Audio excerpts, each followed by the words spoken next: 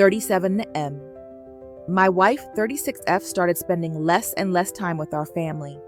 I discovered her secret when our daughter needed emergency surgery, using a throwaway account for obvious reasons, still reeling from everything that's happened. Laura and I have been married for 15 years. We met in college, got married after graduation, and have 3 children: Emily, 14, Daniel, 11, and Zoe, 8. For most of our marriage, we've been the type of couple friends envied, supportive of each other's careers while maintaining a strong family foundation. Laura works as a marketing executive for a national retail chain, while I run a small architectural firm with 2 partners.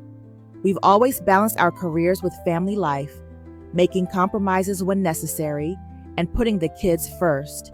Laura scaled back her hours when the children were younger, and I took on more flexibility with my schedule to compensate. As the kids got older and more independent, Laura gradually ramped up her career again, which I completely supported. Our life wasn't perfect, but it was good. We had family dinner most nights, spent weekends at soccer games and swim meets, and took annual vacations where we genuinely enjoyed each other's company. Laura was an engaged, loving mother who never missed important events in our kids' lives. About 10 months ago, things started to shift. Laura's company announced a major rebrand and expansion, which came with increased responsibilities for her team. Initially, the changes to our routine seemed reasonable and temporary. Late nights at the office, occasional weekend strategy sessions, more business trips than usual. It's just until the rebrand launches, she'd assure me when I expressed concern about her schedule. 6 months, tops, and then things will calm down. I stepped up at home, rearranging my work schedule to be more available for the kids, handling more of the household responsibilities, and trying to be supportive of this important phase in her career. The kids, especially Emily, struggled with Laura's sudden absence, but we video chatted on nights she was traveling and tried to make the most of the time she was home. But as the months passed, the temporary situation started feeling permanent. The rebrand launched successfully, but Laura's schedule didn't ease up. Instead, she seemed to find new reasons to be away from home. The Chicago office needs hands-on guidance. The West Coast team is struggling with implementation. The CEO asked me to personally oversee the Phoenix rollout. Each explanation sounded plausible, especially given her recent promotion following the successful rebrand. But I couldn't shake the feeling that something else was happening. Laura had become a different person at home, distracted, quick to irritation, and emotionally distant. Our conversations grew superficial. Our intimacy dwindled. She rarely asked about the kids' activities anymore. When she was home, she was physically present but mentally elsewhere, constantly checking her phone or bringing out her laptop at the dinner table. Sunday brunches, once a sacred family tradition, became rare as she scheduled more weekend emergency meetings or opted to extend business trips through the weekend to avoid unnecessary travel. I tried talking to Laura about my concerns several times. Each conversation followed a similar pattern: initial defensiveness, followed by apologies and promises to do better, ending with a week or 2 of increased attention before sliding back into absence. "You don't understand the pressure I'm under," she'd say. "This is important for my career, for our family's future." "But what about our family's present?" I'd ask. The children were feeling the effects. Daniel had started acting out at school. Emily became increasingly withdrawn. Little Zoe would ask heartbreaking questions like, "Does mommy still live here?" when Laura had been gone for several consecutive nights. Friends and family noticed too. My mother gently asked if everything was okay between us. Laura's best friend Kate, during a rare dinner together, seemed surprised by Laura's disinterest in updates about the children. While I initially worried about an affair, nothing concrete supported that theory. No unexplained charges, No suspicious texts I could see, no radical changes in appearance or habits beyond the workaholic schedule. Laura had always been ambitious, and this seemed like an extreme extension of that trait rather than something new. I suggested couples counseling, which she agreed to but then repeatedly rescheduled due to urgent work matters. I tried arranging special family events, only to have her cancel at the last minute because something came up at the office. The truth revealed itself in a way I never could have anticipated or wished for. On a Tuesday evening, while Laura was in Dallas for what she described as critical client meetings, Zoe developed severe abdominal pain. Within hours, she was in emergency surgery for appendicitis. It was terrifying. The doctors mentioned the appendix had nearly ruptured, and they were concerned about complications. I frantically called Laura, but got no answer. I left urgent voicemails and texts explaining the situation. Emily and Daniel sat pale-faced in the surgical waiting room, scared for their sister and confused by their mother's absence during a family emergency. After 3 hours with no response from Laura, I called her hotel in Dallas. The front desk informed me they had no guest registered under her name. Thinking she might be staying under her company's booking, I called her assistant, waking the poor woman at 11 p.m. Dallas, her assistant said, confused. Ms. Johnson isn't in Dallas. She canceled that trip last week. She should be in town. My world tilted. With Zoe in surgery and the older kids watching me anxiously, I had to hold myself together while processing this information. I thanked the assistant and ended the call, telling the kids that I was still trying to reach their mother. With shaking hands, I activated the Find My Phone feature we'd set up for family emergencies. Laura's location showed she was at an address about 40 minutes away, a residential area I didn't recognize. When Zoe was finally out of surgery and stable, with my mother arriving to sit with the children, I drove to the address while leaving more increasingly desperate messages for Laura. The location led me to an upscale apartment building.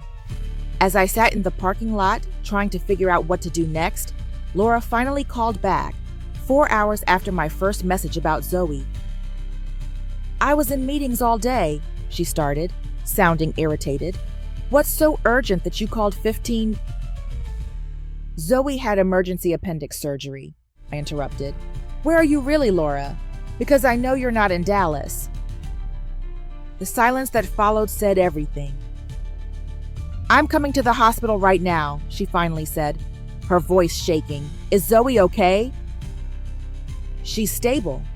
The doctors are monitoring for infection, but you need to know that I'm sitting outside the apartment building where your phone says you are. So either come out and talk to me, or I'm going in to find you." 5 minutes later, Laura emerged from the building, alone.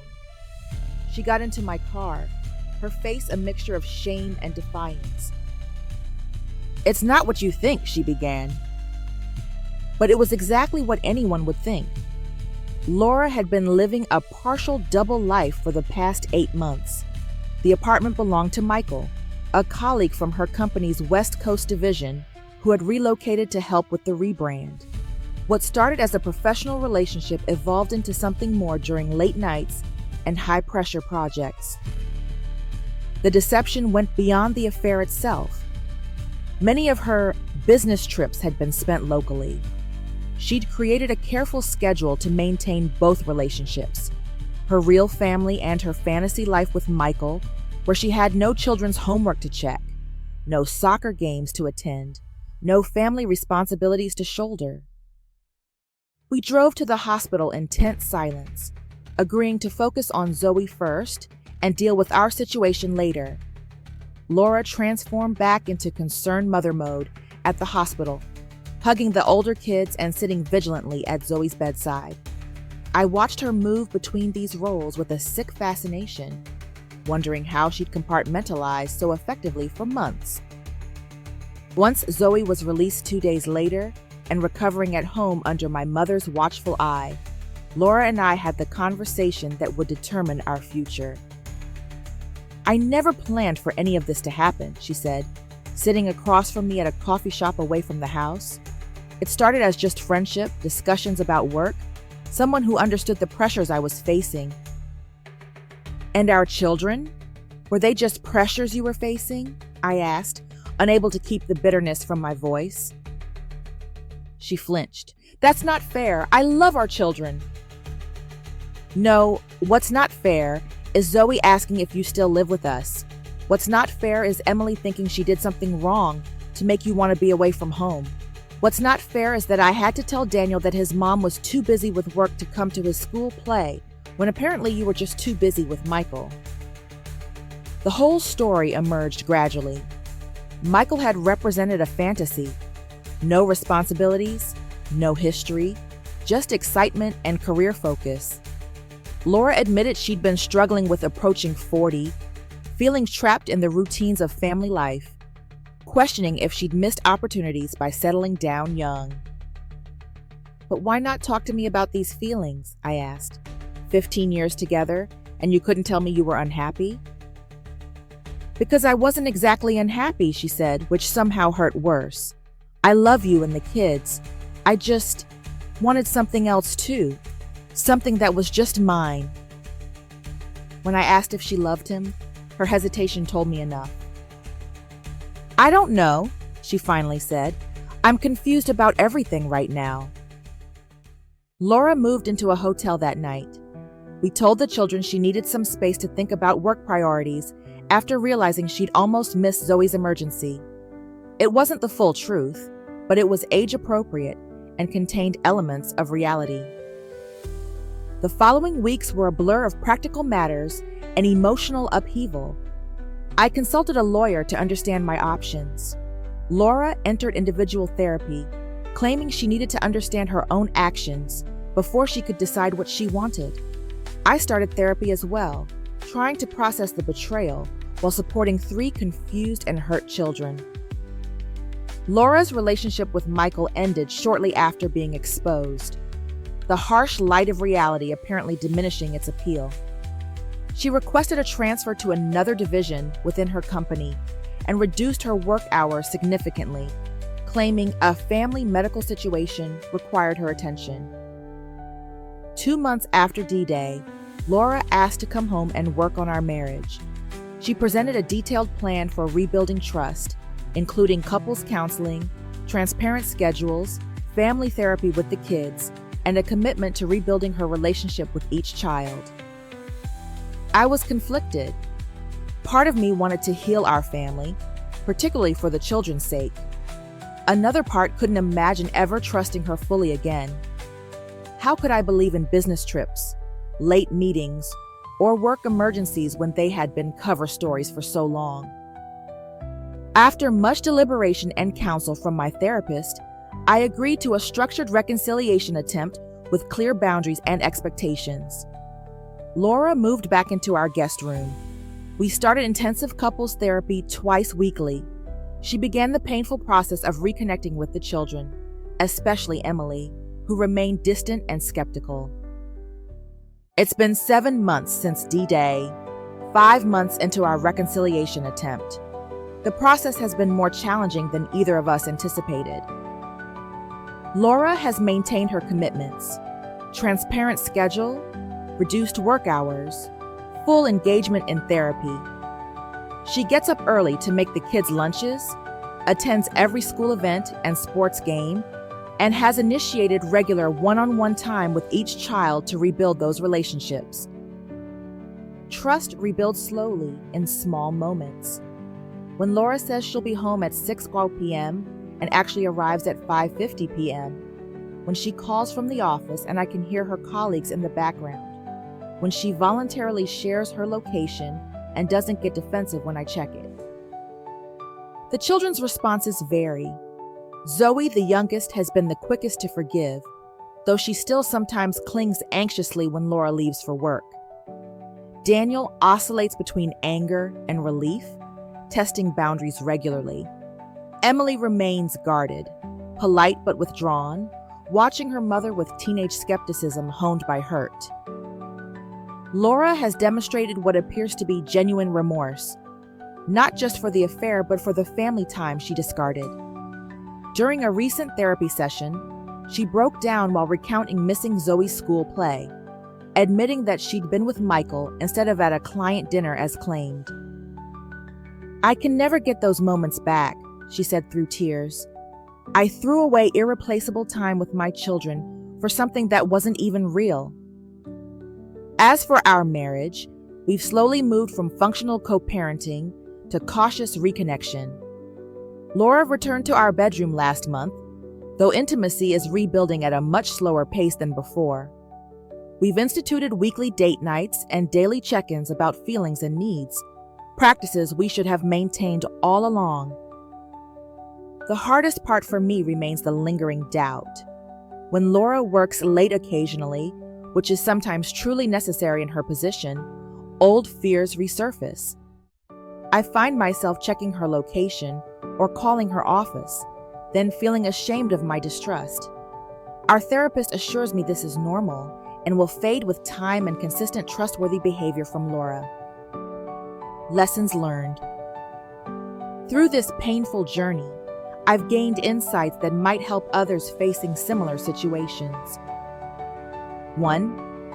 Significant changes in family engagement rarely happen without underlying reasons.